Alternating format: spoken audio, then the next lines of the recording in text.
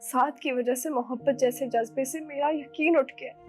اولاد ہوتی ہے نہیں ہوتی ڈزنٹ میٹر، مجھے فرق نہیں پڑتا، مجھے تم سے فرق پڑتا ہے۔ My life is perfect with you.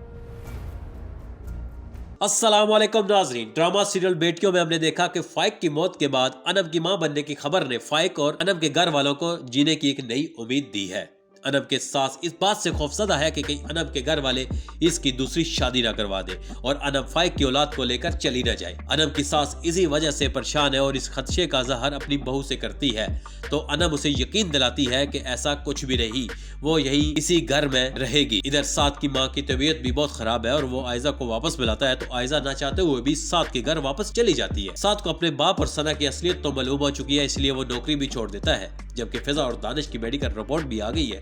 فضا ماں نہیں بن سکتی، علاج ممکن ہے، لیکن پھر بھی یہ بات کلیئر رہی کہ علاج کامیاب ہوگا یا نہیں۔ لیکن دانش اسے یقین دلاتا ہے کہ ان کے درمیان کبھی کچھ نہیں بدلے گا۔ اگلی قسط میں ہم دیکھیں گے کہ دانش فضا کو تسلی دے رہا ہوگا کہ اس کی ماں سن لے گی اور اسی بات کو بنیاد بنا کر وہ دانش اور فضا کو علیحدہ کروانے کی کوشش کرے گی یا پھر فضا کو پریشان کرے گی۔ جبکہ دوسری جانب فضا عائزہ کو کال کرتی ہے تو اسے کہتی ہے کہ تم سعد کو معاف کر دو تو عائزہ کہتی ہے میں سعد کو کبھی معاف نہیں کر سکتی، سعد نے مجھے بہت دکھ دیا ہے، بہت زیادتیاں کی ہے۔ سعد یہ باتیں سن لے گا، یقیناً عائزہ کو منانے کی کوشش کرے گا کیونکہ سعد کو بھی اب یہ معلوم ہو چکا ہے کہ اس کے باپ نے عائزہ کو علیحدہ ہونے کے لیے کتنا پریشر ڈالا ہوگا اور عائزہ اسی وجہ سے گھر سے گئی ہوگی۔ کیا عائزہ سعد کو معاف کر دے گی؟ یہ جاننے کے لیے آپ کو ہماری اگلی ویڈیو کا انتظار کرنا پڑے گا۔